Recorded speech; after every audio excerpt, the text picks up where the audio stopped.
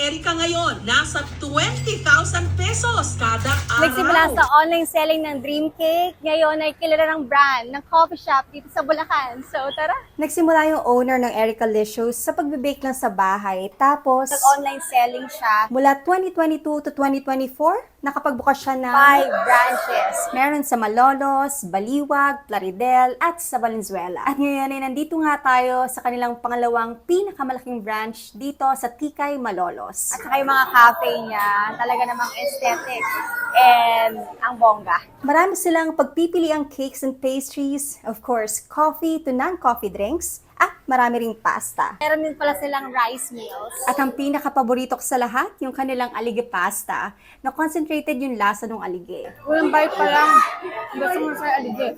Parang yung mismong nakakain ko na dito. Yung sa ulo na part, yun yung lasa. Type ko din yung pistachio croissant at yung kanilang chicken rice melt na lasang ala king, pero level up yung lasa for me.